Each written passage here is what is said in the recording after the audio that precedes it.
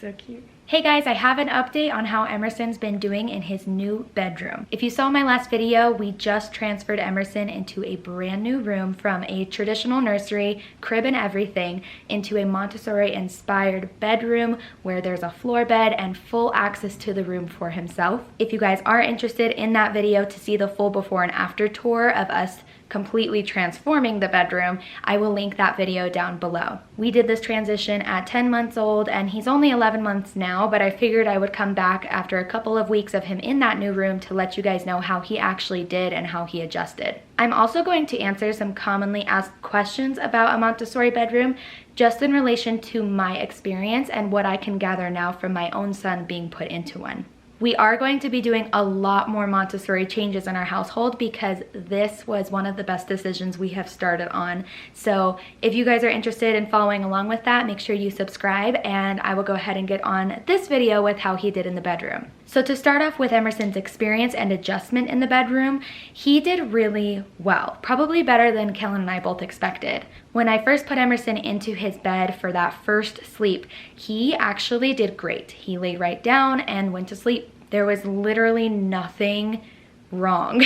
He did not climb out of his bed to try to go explore or anything. And I think that has a lot to do with me hanging out in the room with him and just letting him explore. He crawled in and out of his bed multiple times, played with his toys, and he just got well acquainted with the room that had been changed. So when I did put him to sleep for that first time, he did really good. Keep in mind, Emerson has been an independent sleeper, sleeping through the night for the most part since 5 months old. So he does have good habits in place already for falling asleep independently. I think we both thought that he was going to be pretty distracted with the fact that he could crawl out of his bed though, and he didn't. In the beginning, he did wake up and cry for me. Even though he knew he could get out of the bed, he just wouldn't. He would want me to come and get him.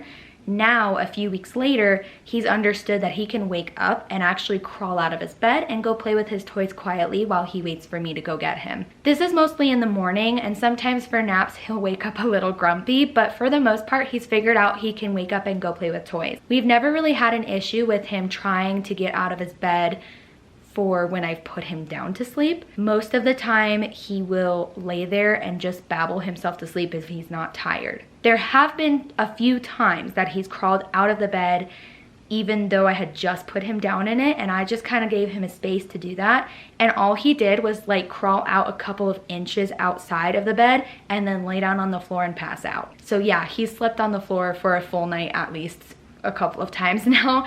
I think sometimes he prefers it. I'm not really sure why, because when he crawls out, he doesn't make any noise, he's not complaining, and he's not going to play with toys. He just simply wants to lay on his floor and sleep there. So we just let him, and he has been doing really great. Like, there's really not been any issues with that bed. I really do like the fact that we put the rails in because, like I've said before, he's an active sleeper. So him kind of rolling and moving around in the bed, that little bumper can kind of remind him to just stay snug in the bed. As far as some commonly asked questions go, one of the major ones is, will the baby crawl out of the bed, and what do you do if they fall asleep on the floor? I feel like I've answered that already, but just so you guys kind of have a black and white answer from me, leave them on the floor. If they look comfortable and as long as they're safe. So then, what if they get out of the bed and are extremely distracted? Truthfully, I haven't heard a lot about this in a Montessori child, just because the idea of a Montessori bedroom and that floor bed is to encourage independent sleep and to help them respect their sleep patterns. The thing is that in the beginning, this might be the case with some kids. My child mostly just stays in his bed, but I will say he does get out every once in a while, and I just let him. If it comes to be about 10-15 minutes and he's acting wild or playing with toys, which has not been the case for us yet, then I would go in and put him back into his bed and just very plainly tell him it's bedtime and walk out very matter-of-factly. You don't want to be mean about it, and you just kind of want to keep reiterating what the purpose of this time is, and just make sure that the environment is available for respective sleep. So dark room, maybe a noise machine if you have one, a comfortable temperature. You can guide your child and redirect them to their bed every once in a while, like a pop-in,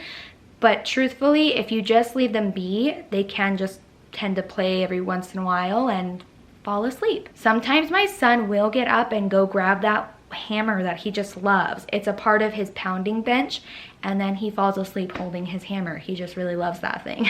So as long as your child is safe and comfortable, just let them be. If it gets to be too out of hand, you can pop in, but I would say just let them go and see if they fall asleep, because my son always does. What happens if they fall out of it? There are ways around your baby falling out of the bed, and truthfully, if they do end up falling out of just a floor mattress and you don't have any kind of frame or bumper system, it's not a far drop, and so it's not gonna do any extreme harm for your child as long as you have an appropriate setup with a mattress that is not extremely thick. But there are plenty of tricks to be sure that your child doesn't fall out of this bed, and for us, like I did show in the video and in our pictures, we have bumpers in ours. So these little railings, they're just a little bit of a reminder to my son to stay in the bed because he tends to be an active sleeper. You can also put a mattress straight on the floor and then put a pool noodle inside of the sheets, kind of like a bumper itself, so that way they kind of bump it and stay inside. There are a number of tips and tricks like that, but for us, the system that we have works pretty well, and again, a small little drop isn't going to do all too much. Will they be safe in their room alone? As long as you baby-proof your room to the max, your child should be good to independently explore the room whenever they want. The great thing about the Montessori approach is they are learning to respect their sleep patterns, like I did say previously. So for the most part, this might not always be the case. When you put them down to bed, they'll probably go to bed. But if they are exploring the room, you just want to make sure that you are putting safety measures in place. I have all kinds of things in there, from cable boxes to make sure he can't get into anything and pull anything out like an outlet, to cable raceways that secure wires to the wall and he can't actually grab and pull anything. I have little bumpers that I put on the corners of his little infant shelf so that it's not sharp. I do go over more in depth the kinds of things that we've done in the room to baby proof it and just make it safe for him in my previous video about the tour from before and after. So if you're interested in the links to everything that we use to baby proof our room, go ahead and check that video out and look in the description, and I have all the links there. What age do you start a Montessori inspired bedroom? Actually, there are a lot of Montessori parents that start their babies out on a floor bed from the beginning, like newborn. Yeah, I feel like that gives people a heart attack. But when you really think about it, like, why is that such a bad thing?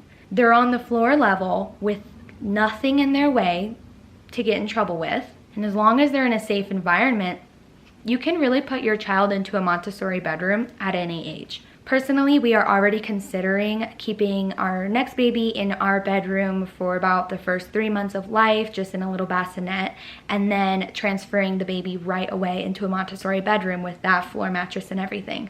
That is safe as long as you're baby proofing the room really well and doing everything to an absolute T with making sure it's safe. And actually, it is encouraged to do it as soon as possible and as early, because it will help with that independence even greater the earlier that you get started. So if you're thinking about this and you're wondering if your child is old enough, your child's old enough.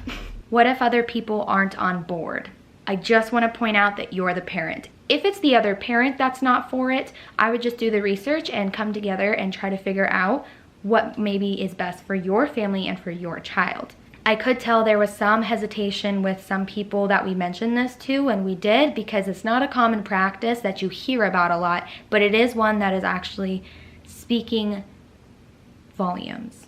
I'm not a Montessori pro by any means, nor am I a doctor. I'm just sharing my own experience and giving you guys an update on how it's been going for us with Emerson's new Montessori inspired bedroom.